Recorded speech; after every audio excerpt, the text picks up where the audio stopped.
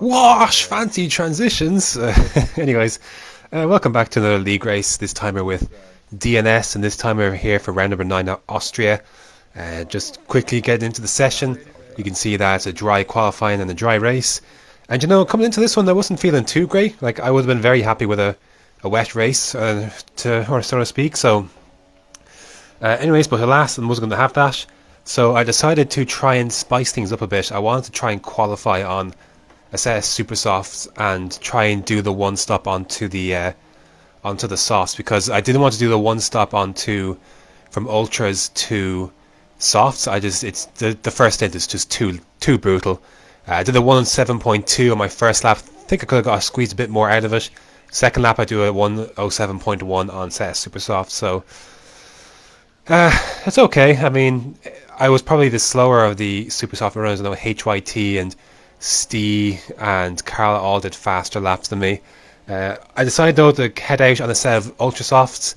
I'm going to botch this first corner. I'm going to invalidate my lap, but there's going to be enough time to get one more done. And the thinking behind this was, if I can improve by a couple of tenths, like 6-7 tenths, I would take pole position on ultra softs. I would do that. So I go for my run, and I have cut the corner too early, and I have invalidated my lap. And that's how I felt about it. But you know what? I actually wasn't too upset, because I was fine starting on the soft, because I knew that the strategy might come back to me later. And so you can see there, SJD, 10, Stee, a great lap on super softs, and HYT there in front, also on super softs. They're the guys I'm keeping an eye on.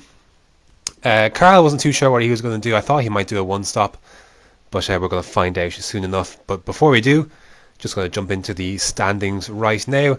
After the I've zoomed in a bit for this one just to see a bit better. After last week's manic race at Baku, Steve did get disqualified in the end, so that promoted everyone down from P4 upwards, including myself, to up a spot. And so Steve is also serving a qualifying ban, so he will be starting from the back of the grid. But for me, I'll be starting P7 and hoping to get a good start.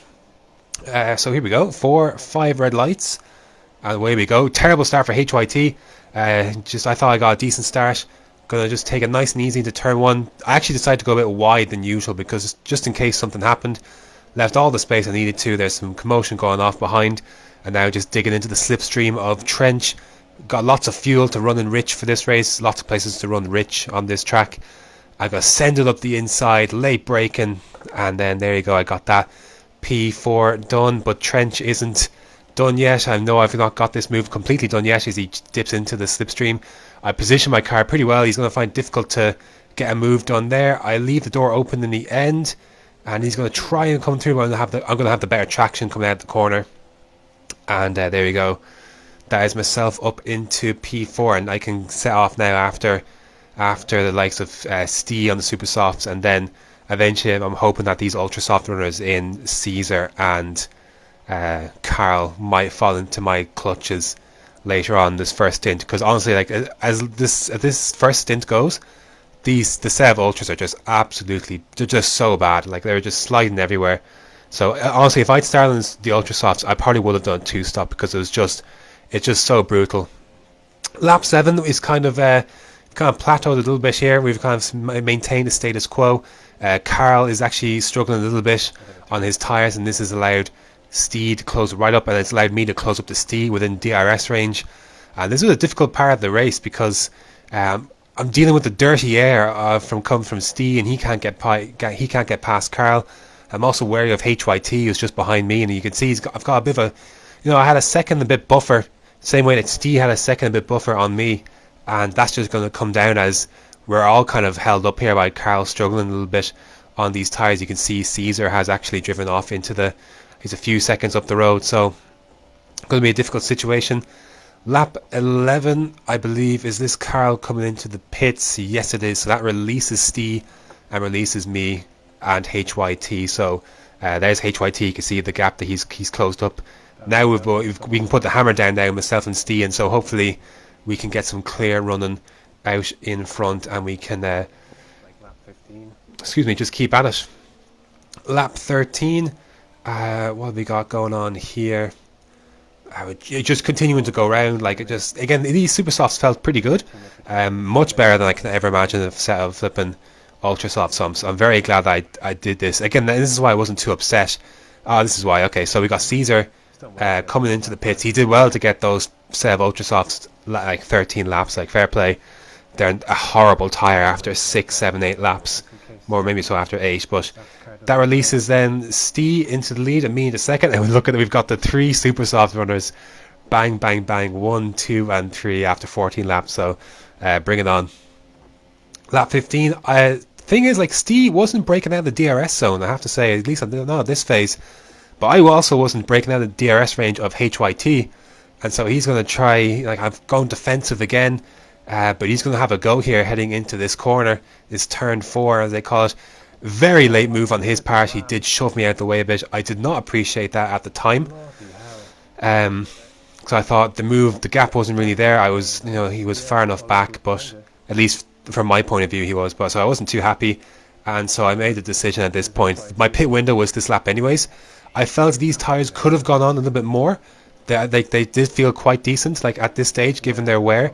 But at this stage, I thought, okay, let me stick to the strategy.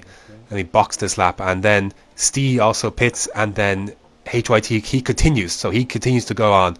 So, okay, I'm thinking, okay, I just slow that baby down. That was tight. So I think, okay, I'm not too impressed that I've been done like that, but I could try and get the undercut if I put a decent lap in.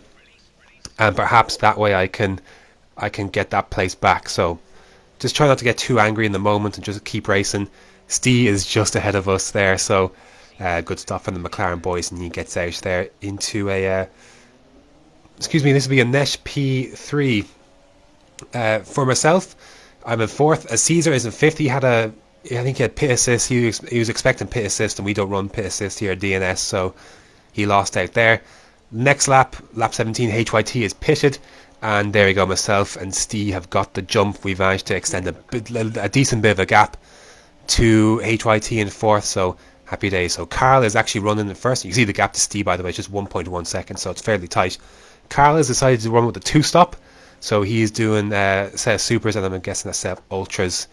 Lap 19, again the gap is 1.3 seconds ahead. HYT is putting me under a lot of pressure, and I'm thinking, crap, got a little rich, but I have to go defensive. I thought I went defensive enough, but then I just approached my normal braking, and HYT just completely outbrakes himself, and he heads off into the gravel trap. And that was a huge moment for me in this race, because I wasn't really worried about Caesar. I was much more worried about HYT, and that released a lot of pressure. So I could kind of look ahead at this 1.7 gap to Stee, rather than just looking behind me the whole time. So lap 24, you see the gap to I'm not sure, to Stee is 1.7 seconds, but Carl has come in. He's made it stop. He's going on to a set of ultra soft tires. So myself and Steve, we were quite nervous, because we thought Carl might be coming back towards us near the end of this race. And you see the gap on lap 25 of 36 is 11 seconds. So I thought, these first few laps are going to be critical as to whether we can actually survive here in these top 2 positions or not. 1.3 seconds is the gap to Stee. I was keeping pace, which was surprising here. But here's where a big turning point in the race. Stee's going to have a moment coming out of that turn 8 or 7, I believe. And I'm going to be able to close right back up to the back of him. The gap was around 1.7, 1.5 seconds. But this has put me right within DRS range. And I'm thinking, interesting. Very interesting. So we both pitted at the same time. So it was going to be about kind of who had kept more fuel and who had kept some tyres. I know Steve was saving some tyres, but over the next 8 or so laps, like, this was my race, just right there with Steve. So lap 29, 7/10. He's just like, again, and the gap is closing to a Carl, but it's not closing enough. So it's going to be a 2-horse race for this race victory. 31 laps. The gap is still 7/10. There was absolutely nothing between us. The pace was just identical, basically. It was just bang, bang, bang. I mean, I was teetering a bit on my field a little bit, but I mean, you can just see, like, it was just absolutely crazy. But here we go. We're actually going to stay on board for these last 2 laps. At this stage, my microphone, my controller had turned off, where I have my microphone plugged into, and so I'm hearing all these guys that we're in the party, we're chatting, on my TV, and I'm like, I am not turning this controller back on until the end of the race. It is go time. These last few laps in particular, Steve really began to struggle, and I did sense an opportunity, but I knew there's a few areas of the track I knew where I was a little bit better than him. I knew coming out of the last corner was one where I felt like I had an advantage. And if I could possibly, not this corner, but this second DRS straight, I knew was the best opportunity where if I could get a good run out of it, I could have a really good chance to get him. But nothing doing this time. Lap 35 and Tez, moves over the way. Thanks very much, Tez. Back markers were somewhat of concern. Oh, that corner. Oh, like stuff like that. Like just maybe like honestly, like the margins are so fine. A corner like that I just did, I wasn't happy with. But there were some back marker problems during the race. But thankfully, like most for the most part, it was okay. 0.4 of a second. Like the lap times as well. Like these soft tires felt really good. Like I have to say, the pace was really consistent. And coming on to lap 36 laps of running, no safety cars. We pitted the same lap, same tires, same strategies, and this is the gap at 36 laps, the final lap of the race. I wasn't going to force anything that wasn't there for the sake of the race win. We had a safe enough buffer, but I'm not going to do Steve like that. I'm not going to do myself like that. That's not who I am. If the gap is there, I'll go for it, but if not, I'm not forcing it. I was a little bit too far away in any case this time coming into what they call turn 3. I get an okay run, but I thought my best chance might have gone by this stage because I wasn't close enough. But I was holding on to the hope that maybe he'd had a penalty. I did not have a penalty, and holding on to the hope that maybe through that section he had a mistake before I could grab him. You can see he's struggling with those tires. I'm much closer to this part of the track than I've ever been before. I'm a little bit wide there. I could have taken it a little bit tighter, but that's okay. He's done the same thing. I take this nice and tight, and I've got a tiny bit of fuel left. A little bit of snap of oversteer, but that's okay. I'm coming into the last 2 corners. I'm thinking there's one chance. I've got to get the best exit I can out of this last corner. Bump it up to Rich. I get a really good run. The DRS heading up to the finish line. And no, it is not enough. Less than 1/10 of a second. He had no penalties. I mean, just incredible. Absolutely incredible stuff. Congratulations to Steve. That was an incredible race. The two of us the pace was just absolutely identical. Like, and there's nothing to separate us. It was just a wonderful drive from us both. And look, I've absolutely no regrets about not going for a move, or I did everything I could. I gave myself the best opportunity I could. I stayed within those 3 seconds in case he had a penalty. Give him all the credit. He didn't get a penalty. I didn't get a penalty. And yeah, he just I thought, it was so close, but you know what? I'm content with second, coming from 7th. I was right there at the end, and that's what you race for. Like, this is what you race for. 36 laps on the edge, and that's the margin you're separated by.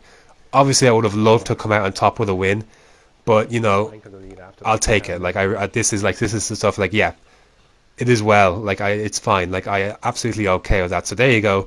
Steve wins the race. Myself less than 1/10 behind, and that is the issue for round number 9 of DNS at the Austrian Grand Prix. Next up is the Silverstone Grand Prix for Britain.